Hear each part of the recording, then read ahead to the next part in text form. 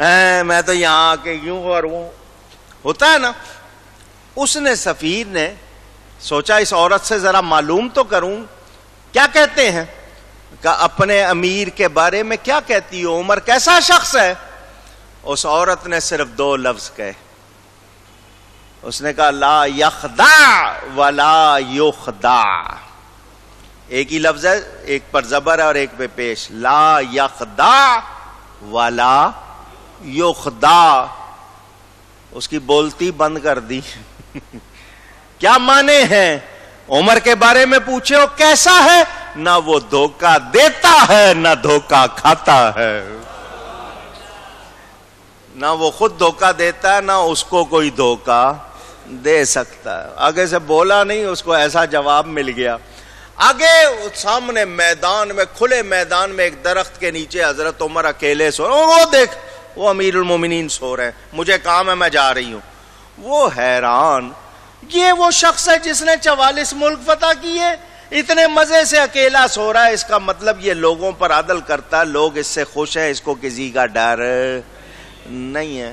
وہ جب قریب گیا نا تھر تھر کانپنے لگ گیا.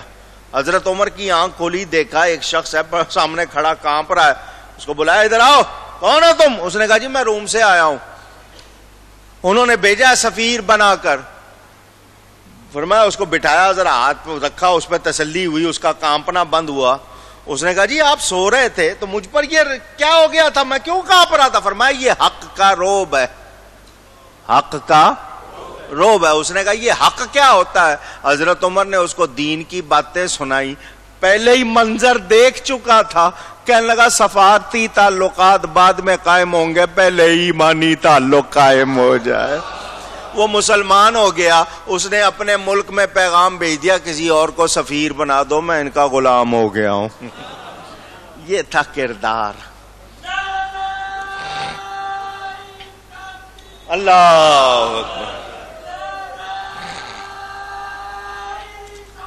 یا رسول,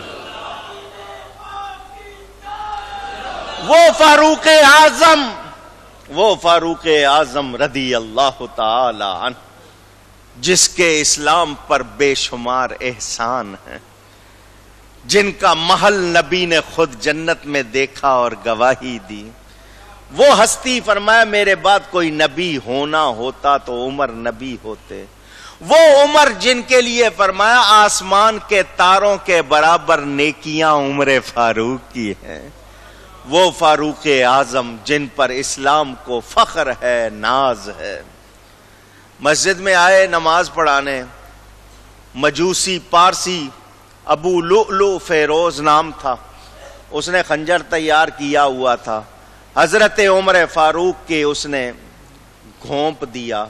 اس زمانے میں یہ علاج نہیں ہوتا تھا آنتیں جوڑنے کا, اس طرح کرنا. اس نے بڑا کاری وار کیا مسجد کے اندر, محراب کے اندر آپ پر وار کیا. 3 دن آپ اس کے بعد علیل رہے. 1 محرم کو آپ نے شہادت پائی. انا للہ و انا الیہ راجعون. کروڑوں سلام نبی کے اس صحابی پر, اس ساتھی پر. آج بھی رسول اللہ کے پہلو میں آرام فرما رہے. وہ فاروق اعظم, اللہ تعالیٰ ان پر کروڑوں رحمتیں فرمائے. میں نے محبت عقیدت سے کچھ ان کا ذکر کیا. ضرورت ہے, ہماری دعا ہے یا اللہ اس ملت اسلامیہ کو پھر فاروق اعظم کا کوئی غلام عطا فرما, جو پھر وہی اسلام کی بہاریں دکھائے. ان کو نبی سے کتنی محبت, نبی کے اہل بیت سے کتنی محبت, آپس میں صحابہ اور اہل بیت کی محبت کا حال بھی میں نے آپ کو سنایا. 1 محرم الحرام آئے گا, نیا سال شروع ہوگا. میری آپ سب سے گزارش, چاند نئے سال کا چڑھتا ضرور دیکھنا, نیا چاند نکلتا ضرور دیکھنا. وہ موقع بڑا پیارا ہوتا ہے, اس موقع پر جو بھی نیک دعا کی جائے قبول ہوتی ہے. چاند دیکھنے کے بعد مغرب کے بعد نفل پڑھے جاتے ہیں. اگر وہ نفل پڑھ لیں سارا سال امن رہے گا, خیر برکت. ہم لوگ سستیاں کرتے ہیں ان چیزوں میں. میری کتاب اوراد مشائخ میں دعا بھی لکھی ہے, چاند نکلتا دیکھ کر جو پورے سال کے لیے دعا پڑھی جاتی ہے وہ نوافل بھی لکھے ہیں. ہو سکے تو پہلے 10 دنوں میں کوئی صدقہ کر لینا تاکہ پورا سال امن رہے. جو لوگ کر سکتے ہوں ضرور کریں فطرے کے برابر. یہ 10 دنوں میں ویسے بھی 10 محرم کے حوالے سے انشاءاللہ آئندہ جمعے بات کروں گا. یہ صرف کربلا والوں کی یاد نہیں ہے. 10 محرم پہلے دن سے لے کر آخری دن تک بہت محترم دن ہے، لیکن اس میں اہل بیت کی یاد بھی شامل ہو گئی. ہم نے امن سے رہنا ہے. یہ تعزیے نکالنا یا 7 تاریخ کو مہندیاں کرنا یا وہاں جا کے عورتوں کا کوئی منتیں ماننا یہ ہمارے طریقے نہیں. 10 دنوں میں ہم کالے کپڑے بھی پہنتے نہیں ہیں. شیعوں والے کوئی طریقے نہیں کرنے. ہمارا اہل سنت کا جو طریقہ ہے وہ ہم نے کرنا ہے. اللہ تعالی نیا سال خیر برکت والا عطا فرمائے. میں آج آپ کے کوئی 10 منٹ زیادہ لے گیا ہوں.